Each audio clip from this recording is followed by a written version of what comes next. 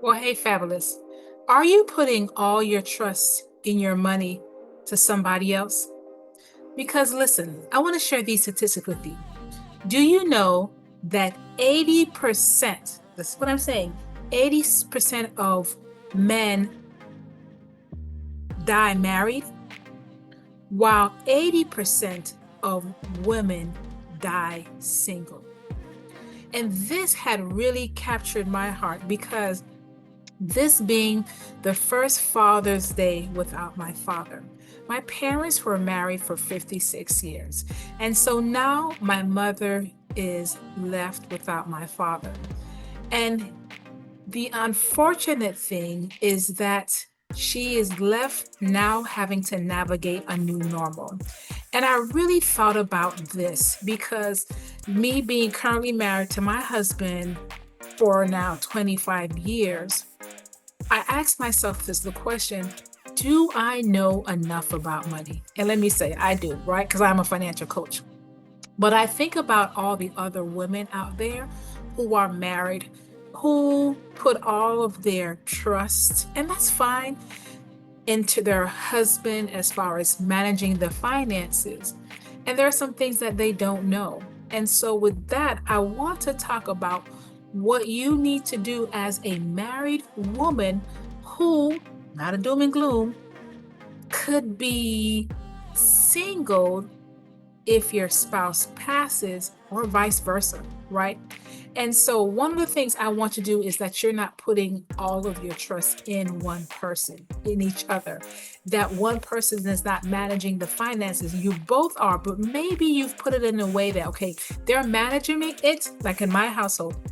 I manage it, but my husband does know different things that goes on. And so it's really important because if you don't understand about budgeting, if you don't understand about the life insurance policy and what's all in it, if you have life insurance, or if you don't understand all the investment that's going on, if you don't know about all the debt, if you have debt, if you don't know about, if you have children, about their custodial planning and all these things are what is needed to build your financial house right in time.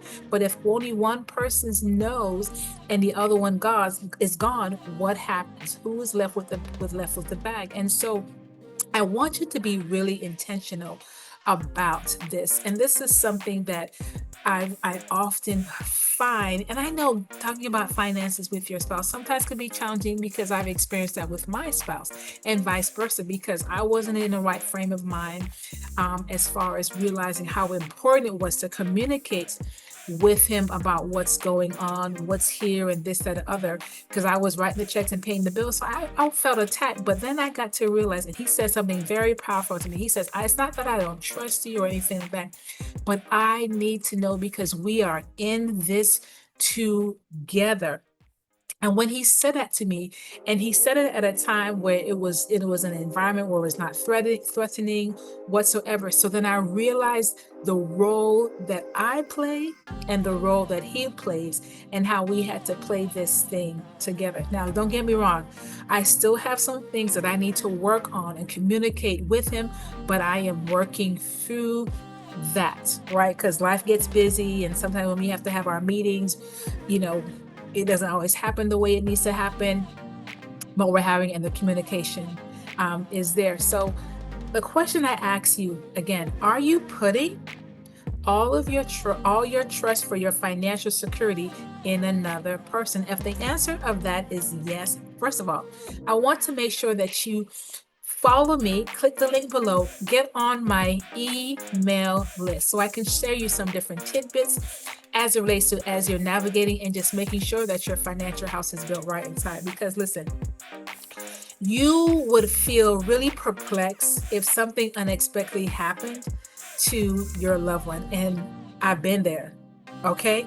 I have been there, and I've seen both sides. I've seen single and married and whatever the case may be, and how it could be devastating once things are not in place.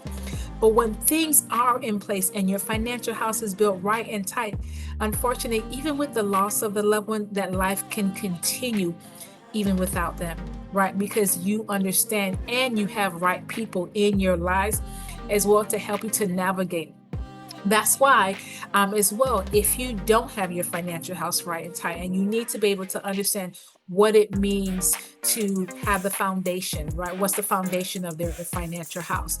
All right. What are the walls that you need to have up and protecting all that is in there with your estate planning? Okay. So, what it means when you're talking about your emergency fund, do you have that? If you're single, about $1,000. If you're married, at least $2,000. Because listen, I'm telling you, this is just happening with us right now. One of my cars broke, right? And so we had to put new tires and some other things, change the radiator and so many things. And listen, it cost almost $500. And I didn't have to go use a credit card or rob Peter to pay Paul, right? Because we had that emergency fund. But listen, unfortunately, a lot of people don't have that. And so I don't want you to get stuck when life happens unexpectedly, that no matter what, you are prepared. That's why I talk about building your financial house with the emergency fund. What's your budget? What's going in? What's coming out?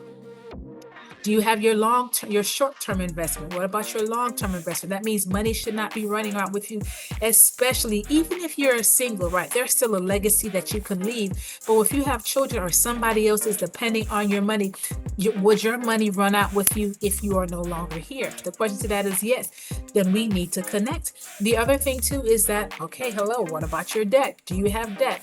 Are you paying it off? What are you doing strategically paying it off, right? Because it's one thing to pay a little bit of here, a little bit of there. That's not a really good way of paying off your debt whatsoever, because it takes you longer. But when you're focused on one debt, putting everything in out and paying the minimum, right? Doing debt snowballing, you get to pay your debt off faster.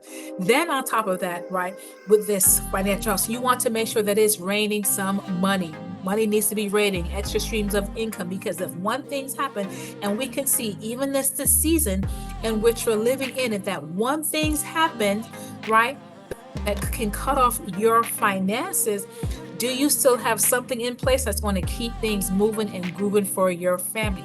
And these questions that I've asked you, if the answer is still no and it resonates with you, then you need to click on my link and join my email list. Or the other thing you can do, you can click on my link, as I do offer a complimentary 15 minutes to see if we are a good fit to help you to make sure that your house is built right and tight from the womb to the tomb. All right. Because one thing about it, it's not how much you make, it's how much you keep. But if you're not keeping what you're making and you're robbing Peter to pay Paul, and you're trying to figure out what to do and so many things, and you're anxious, you're overwhelmed, you're stressed about money, then we need to connect. So we need to find out where you are and where you need to go and how you're going to get there. So click the link below, join my email list, right? Because it's about making sure that your different stages of life is right and tight. So when you click on the link that says Life Financial Resilient, okay, that means you can come back from a setback, right? It can happen, because I've experienced it. All right. I experienced from foreclosure, bankruptcy, being sued, and on top of that, in a short period of time, having my only sibling pass, and then 7 weeks after that, having to bury my father, all unexpectedly. And I can tell you, it truly would have rocked our world. It would have rocked our financial world if they did not have things right, and if we did not have things set up as well. Let me tell you. All right, my fellas. So let's collect. I'm so glad you stayed with me all the way to the end, because listen, one thing about it is God wants to be good stewards of our time and our resources. He wants to make sure that no matter what the season is, that you are built right, and that your financial house is built right and tight. That's why he says in Matthew 6, verse 21, for where your treasure is, there is your heart will also be. Okay, where your treasure is, that's where your heart will also be. So you want to make sure that you are built right, because listen, Matthew 7 verse 26 says, the rain came down, the stream rose, and the winds blew and beat against that house, yet it did not fall, because it had its foundation on the rock, which is Matthew chapter 7 verse 25. So my question to you, is your financial house built on a rock. So where the winds, the rain, the storms, whatever happens, can you still stand and be resilient from those setbacks?